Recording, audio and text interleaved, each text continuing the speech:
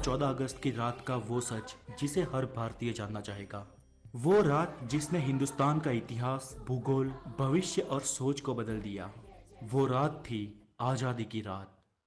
दिल्ली में 14 अगस्त की शाम से ही जोरदार बारिश हो रही थी। रात 9 बजते बजते रायसीना हिल्स पर करीब 5 लाख लोगों का हुजूम जमा हुआ था। बारिश अब भी जारी थी। रात को करीब 10 बजे सरदार पटेल, जवाहरलाल नेहरू, डॉक्टर राजेंद्र प्रसाद और माउंटबेटन वाइसरॉय हाउस पहुंचे। 14 अगस्त 1947 की रात 12 बजने में कुछ ही मिनट बाकी थे। तब पंडित जवाहरलाल नेहरू ने 2 लाइनें कहकर अपना प्रवचन शुरू किया। At the stroke of the midnight hours when the world slept, India will be awake to life and freedom. चंद ही मिनटों में 12 बजे और 15 अगस्त का ये दिन भारत के लिए खुशियां लेकर आया।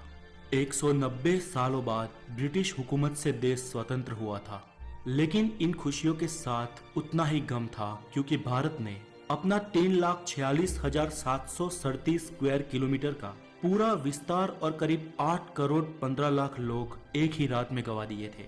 देश 2 टुकड़ों में विभाजित हुआ था, हिंदुस्तान और पाकिस्तान। हिंदुस्तान यूं ही आजाद नहीं हुआ। 15 अगस्त के बहुत पहले ही ब्रिटिश हुकूमत का अंत शुरू हो गया था। महात्मा गांधी के जन आंदोलन से देश में नई क्रांति की शुरुआत हुई थी, तो एक और सुभाष चंद्र बोस की आजाद हिंद फौज ने अंग्रेजों का जीना दुश्वार कर रखा था। ऊपर से दूसरे विश्व युद्ध के बाद ब्रिटिश सरकार में उतना दम भी नहीं था कि वो हिंदुस्तान पर अब शासन चला सके।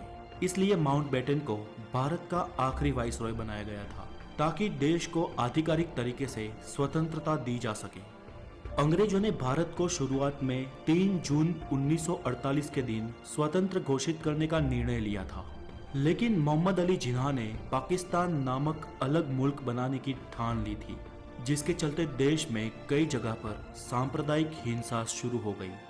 बिगड़ती परिस्थिति को देख अंग्रेज भारत को हो सके इतना जल्दी स्वतंत्र राष्ट्र घोषित कर देना चाहते थे, क्योंकि अंग्रेजों को भी भारत को आखिरकार एक टुकड़े में नहीं लेकिन 2 टुकड़े में विभाजित करना था।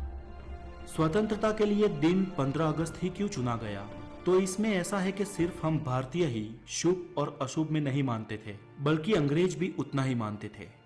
माउंटबेटन मानता था कि 15 अगस्त का दिन शुभ है, क्योंकि 15 अगस्त 1945 के दिन ही जापान ने शरणागति स्वीकारी थी और इसके ऑफिशियल साइन 2 सितंबर को हुए थे। इसलिए बेटन के अनुसार 15 अगस्त का दिन मित्र राष्ट्रों के लिए शुभ था। तो फिर रात 12 बजे के वक्त को ही क्यों तय किया गया? तो इसके लिए भारतीय ज्योतिषियों का मानना था कि वो वक्त देश की स्वतंत्रता के लिए शुभ है। तय किया गया था कि पंडित नेहरू को अपनी स्पीच रात 12 बजे से पहले ही समाप्त कर देनी है और रात 12 बजे शंखनाद के साथ भारतीय लोकतंत्र की शुरुआत होगी। ठीक वैसा ही हुआ। 15 अगस्त की सुबह 8:30 पर पंडित नेहरू और उनके कैबिनेट ने पद और गोपनीयता की शपथ ली। रात की लगातार बारिश के बाद सुबह आसमान बिल्कुल साफ था। लोग बेसब्री से इंतजार कर रहे थे आजाद भारत के तिरंगे को लहराते हुए अपनी आंखों से देखने का। देश के तिरंगे को सबसे पहले जवाहरलाल नेहरू ने रात को 12 बजे ही पार्लियामेंट सेंट्रल हॉल में लहराया था और दूसरी बार सुबह 8:30 पर भव्य राष्ट्रध्वज को जनता के सामने ब्रिटिश राष्ट्रध्वज को उतारकर लहराया गया।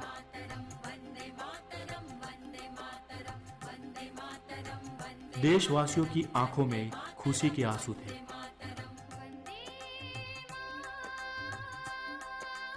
आजादी के बाद 15 अगस्त के दिन ही एक साथ अंग्रेजों ने देश को नहीं छोड़ा।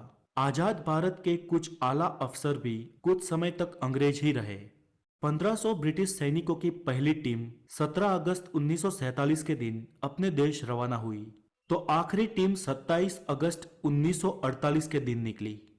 दोस्तों, ताज्जुब की बात यह कि लुटेरे अंग्रेज हमारे देश के अतिथि बन के आए हो, उस तरह से उन्हें विदा किया गया।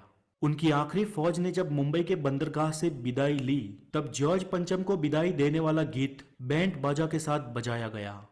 आजादी से 190 साल पहले भी अमीर चंद और मीर जाफर ने रॉबर्ट क्लाइन का ऐसे ही सम्मान के साथ स्वागत किया था। और फिर क्या हुआ? प्लासी का युद्ध और 190 साल की परतंत्रता। फिर भी हम भारतीय नहीं सुधरे। अतिथि देवो भव के सूत्र को हमने आज भी नहीं छोड़ा। फिर वो अतिथि वाकई देवतुल्य हो या हमें लूटने आया।